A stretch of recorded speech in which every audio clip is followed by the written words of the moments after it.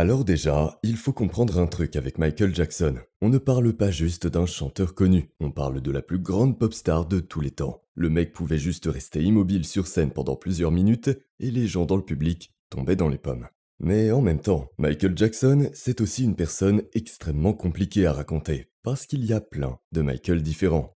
Il y a le petit garçon des Jackson 5 qui travaille alors que les autres enfants jouent dehors. Il y a le fils qui a peur de son père. Il y a le frère au milieu d'une famille qui fonctionne presque comme une entreprise. Et puis, il y a la superstar mondiale, le mec tellement connu qu'il ne peut pratiquement plus vivre normalement. Donc forcément, quand on annonce un biopic sur Michael Jackson, on se dit qu'il y a de quoi faire un film incroyable. Tu as la famille, le succès, les traumatismes, les transformations physiques, les concerts, les scandales, les relations compliquées. Vraiment, tu peux faire un film de 4 heures sans manquer de choses à raconter. Et pourtant, le gros problème de ce biopic sur Michael, c'est qu'il donne l'impression de vouloir raconter la vie de Michael Jackson sans vraiment prendre le risque de parler de Michael Jackson.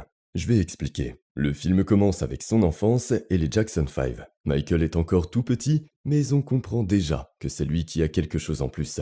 Il chante mieux, il attire directement le regard et surtout, son père Joe Jackson comprend très vite qu'il peut faire de ses enfants des stars. Sauf que Joe, ce n'est pas exactement le père tranquille qui encourage ses enfants depuis le canapé. Il dirige tout. Les répétitions, les chansons, les mouvements, les décisions, tout passe par lui. Il est dur, autoritaire, parfois violent, et le film le présente clairement comme le grand méchant de l'histoire. Dès qu'un problème apparaît dans la vie de Michael, le film revient pratiquement toujours vers son père. Pourquoi Michael manque de confiance en lui? Son père. Pourquoi il est complexé par son apparence? Son père. Pourquoi il est obsédé par la perfection? Encore son père. Et évidemment, Joe Jackson a énormément compté dans les traumatismes de Michael. Ça, personne ne peut vraiment le nier. Mais le problème, c'est que le film utilise presque Joe comme une réponse facile à tout, comme si toute la complexité de Michael pouvait être résumée au fait que son père était méchant, donc Michael était malheureux. Alors que c'est beaucoup plus compliqué que ça. La famille Jackson, ce n'est pas juste un père méchant et des enfants victimes, c'est un clan entier. Ils s'aiment, ils se jalousent, ils travaillent ensemble, ils dépendent les uns des autres et surtout, ils dépendent progressivement du succès de Michael. Imagine un peu la situation. Au début, Michael c'est juste le petit frère du groupe, puis quelques années plus tard, il devient plus célèbre que tous les autres membres de la famille réunis. Forcément, ça change les relations. Mais le film ne va jamais vraiment au fond de ça. Les frères sont là, la mère est là, les proches sont là, mais ils donnent souvent l'impression d'être juste présents dans le décor. Ils disent une phrase, ils regardent Michael, puis on passe à la scène suivante. Et c'est là qu'on arrive au deuxième gros problème du film. Tout va beaucoup trop vite. Le film ressemble parfois à une liste des moments importants de la vie de Michael Jackson. À chaque fois, on reste à peine quelques minutes sur l'événement avant de passer au suivant. C'est un peu comme si quelqu'un racontait la vie de Michael en faisant défiler des photos sur son téléphone. Ce mec était obsédé par les détails. Dans ses chansons, il y avait toujours une ambiance, une histoire, une progression. Même ses petits cris et ses respirations étaient placés à des moments précis. Dans ses clips, il ne chantait pas juste devant une caméra, il créait un univers. Thriller, ce n'est pas juste une chanson avec des zombies. C'est un vrai court-métrage avec une introduction, une transformation, du suspense, de l'humour et une chorégraphie devenue légendaire. Même ses concerts étaient pensés comme des histoires. L'entrée, la lumière, les silences, les mouvements, tout était calculé. Donc quand tu vois un film sur un artiste aussi précis raconter sa vie avec des scènes qui s'enchaînent presque comme des vidéos TikTok, forcément, il y a un décalage.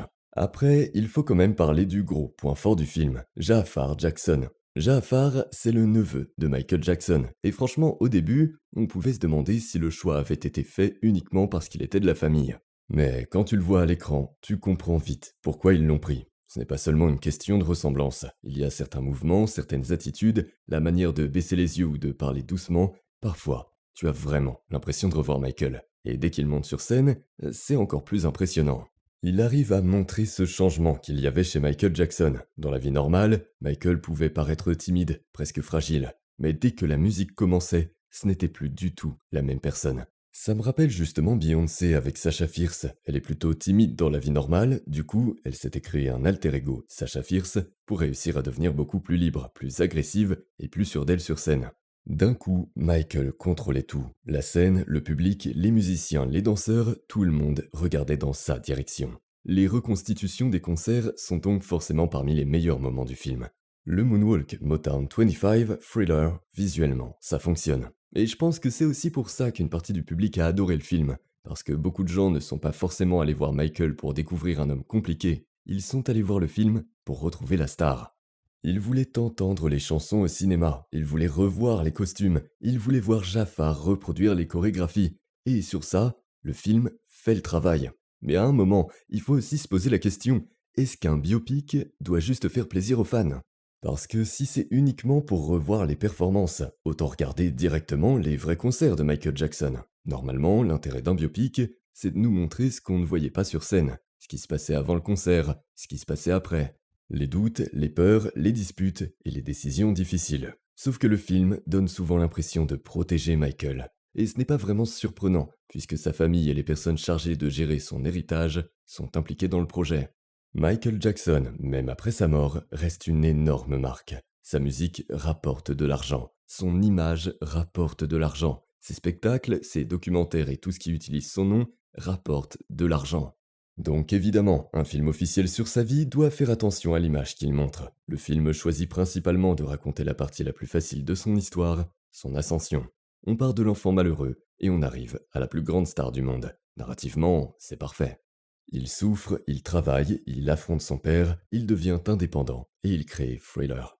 Tu pourrais presque terminer le film avec Michael au sommet, devant une foule immense et tout le monde applaudit. Sauf que la vie de Michael Jackson ne s'est pas terminée après Thriller. C'est même après Thriller que les choses deviennent vraiment compliquées. Son apparence change de plus en plus, la presse devient obsédée par lui. Neverland arrive, les accusations arrivent, les procès arrivent, les problèmes de santé arrivent, les médicaments prennent de plus en plus de place, il devient père, il s'isole et finalement, il meurt pendant la préparation de son retour sur scène. Mais sinon, les performances sont impressionnantes. Jafar Jackson est convaincant, certaines scènes fonctionnent très bien et musicalement, tu passes forcément un bon moment. C'est quelqu'un de fascinant, étrange, brillant, blessé et parfois complètement incompréhensible. C'est justement ça qui rend son histoire intéressante. Le film réussit à recréer la silhouette, les mouvements et les chansons. Mais est-ce qu'il réussit vraiment à montrer l'homme? Franchement, je ne suis pas sûr. J'ai surtout eu l'impression de voir une version officielle de Michael Jackson, une version validée, une version contrôlée. Une version où les problèmes sont présents, mais jamais assez longtemps pour vraiment déranger. Et au final, c'est peut-être ça, le plus ironique. Le film veut tellement protéger l'image de Michael Jackson qu'il finit par nous rappeler à quel point le vrai Michael était beaucoup plus compliqué que ça.